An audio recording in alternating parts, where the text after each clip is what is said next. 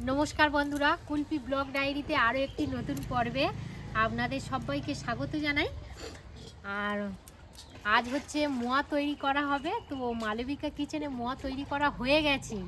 গুড় আর খই বেশি ছিল, আর এত ভালো লেগেছে, সবাই বলছে আর একবার বানাতে হবে। তো সেই মোয়ায় অনেক জিনিসপত্র দিয়েছিলাম, আর এখন আর সেই মুহূর্তে সেরকম কিছু নেই।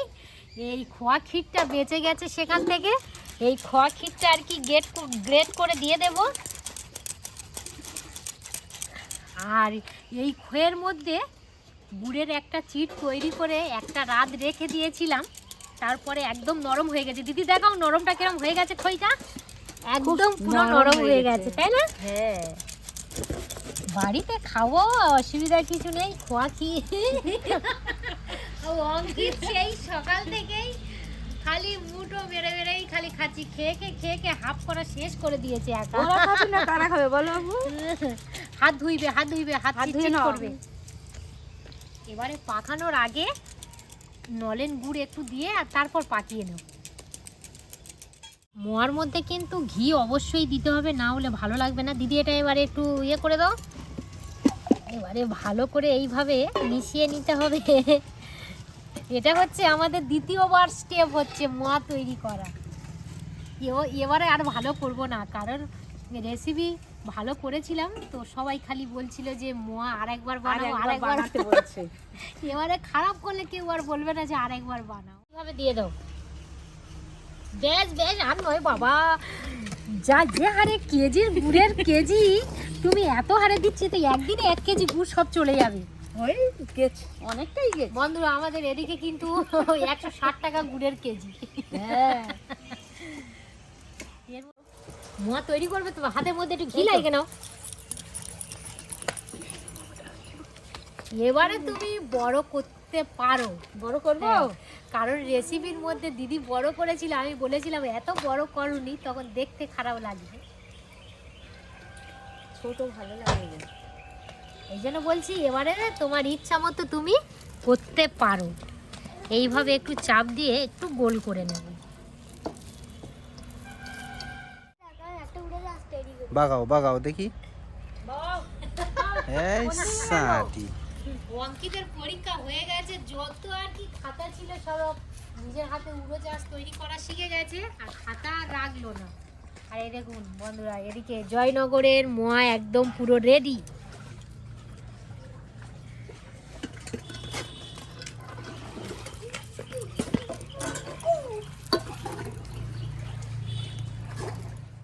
জয়নগরের মোয়া কেমন হচ্ছে আজকের একটু টেস্ট করব। তুমি এমন করে বলতে হবে যেন আগের বারে খাওনি। না, মোটে খায় না গো। চেকেছে না খেয়েছি, আগের দেখি বারে আজকের মোয়া কেমন লাগলো। লেগেছিল? মনে রেসিপি নেই। রেসিপির মোয়া তো অন্য ধরনের, আর আজকের মোয়াটা কেমন হলো? এটা বাড়ির মোয়া, তাই তো? হুম। রেসিপি বিভিন্ন রকমের জিনিস দিয়েছিলাম, আর এই মুহূর্তে নেই বলে আর দিলাম না। নাও টেস্ট করে দেখো কেমন লেগেছে। নাও, ওই প্লেট থেকে তুলে নাও।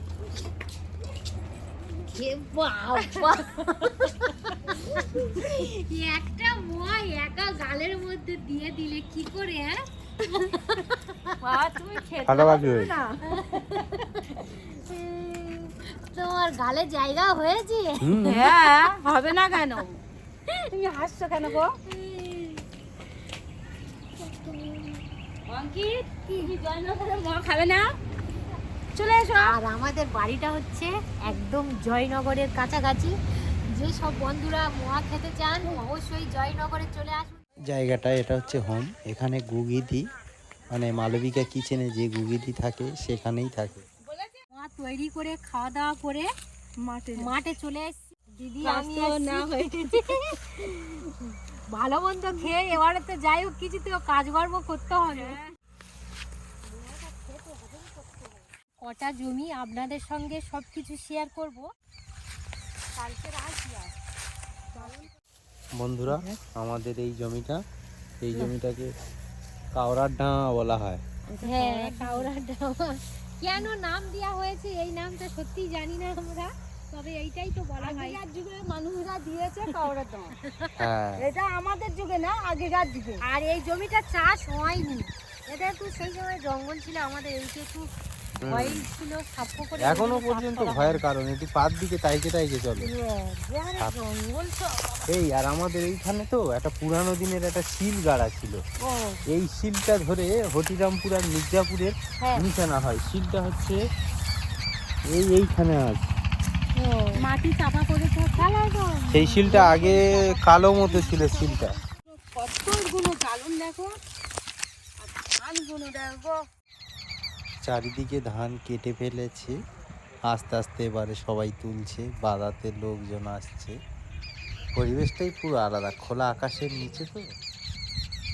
যেভাবে ধান পড়েছে মঞ্জুরি ঘুরে এক হাঁড়ি করেছে। এই দেখুন, এগুলো আমাদের জমি নয়, বোঝা গেছে লোকের জমি তো ধান কাঁড়ি করেছে।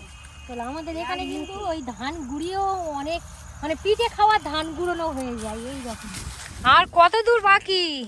এই সামনে চলে এসেছি, আর একটুখানি এলেই এই ও সামনে। বাবা, এত সব ছাদ ছাদ জমি। ও একবেলা শুধু খালি কেটে যাবে হাঁট। আচ্ছা, বাদাই লাভবো কি বলে দিদি? বাদাই তো আবার ধান কাটা আছে না গো, লাভতে গেলে আবার। আর ভেরিও এত হারে জঙ্গল হয়ে আছে, ভয়ের কারণ।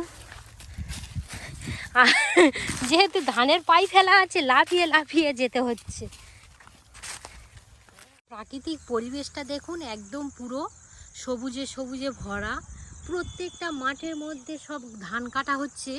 আর ওই দেখুন দূরে দেখুন এক সারি বক বসে আছে, দেখুন কত সুন্দর লাগছে। কাছে গেলেই কিন্তু একসঙ্গে সব উড়ে যাবে। কত সুন্দর লাগছে দেখো। ওখানে অনেকগুলো বক বসে আছে গদি। হ্যাঁ ওখানে কি সব সময় বসে? হ্যাঁ, সকালে এসে দেখলাম কত বক বক বসে আছে। হ্যাঁ বসে। আমরা কাছাকাছি এসে গেছি বলে এই দেখুন একদম বকগুলো উড়ে চলে গেল। বক আছে আর সারস পাখি আছে মনে হয়, কি বলে আমি জানি না সঠিক নাম কি বলে, শামুক খোল না কি ও শামুক খোলস পাখি আছে। যাই হোক, চলো ওপারে চলো। এ তো দুটো পা গেড়ে গেছে, সামনেও এগোতে পারবো নি আর পিছনেও যেতে পারবো নি। কাদার গোটা বোঝাই হয়ে গেছে। চলো এবারে যা অবস্থা, এবারে জুতো খুলে আর চলো। চলো চলো, তুমি প্যান্ট গুড়িয়ে নাও, ভিজে যাচ্ছে। প্যান্ট গুড়ে নিয়ে নিচ্ছি। ওইটা ভিজে গেছে। এটা ভিজে গেছে, যাবে হালকা করে। চলো বাবা আমি ঘুরে গাইতে ভিজে যাবো কোথায়? জুতো নেবে না? না চলে এসে। জুতো থাক, আবার তো ওই জমি যাবো। আবার ওই তুমি যাবে? এটাই আমাদের জমি, বুঝলে? এইটাই এটাই 1 বিঘে। আর ওই ভরতদা, এটা গোটা, এটা গোটা, এইটা হ্যাঁ গোটা। এটা আমাদের পুরোটাই। এই তো কেটেছে মনে হয় তো।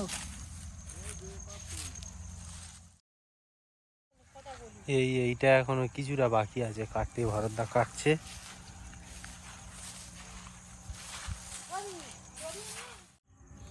এখানের প্রাকৃতিক পরিবেশটা পুরো আলাদা, যে সমস্ত বন্ধুরা বাদাতে আসেননি উপভোগ করতে পারবেন না। ছোট্ট ছোট্ট পোকাগুলো ডাকছে, সূর্য অস্ত যাচ্ছে, প্রাকৃতিক পরিবেশটা পুরো একদম মনোরম লাগছে। এই চৌকোটা যত সম্ভব। হ্যাঁ রে বাবা, সেই মাথায় তো সেই জাল ঘেরা আছে, সেই মাথায়। এইটাই খালি পড়ে আছে, ছাড়া সব জমি চাষ করা।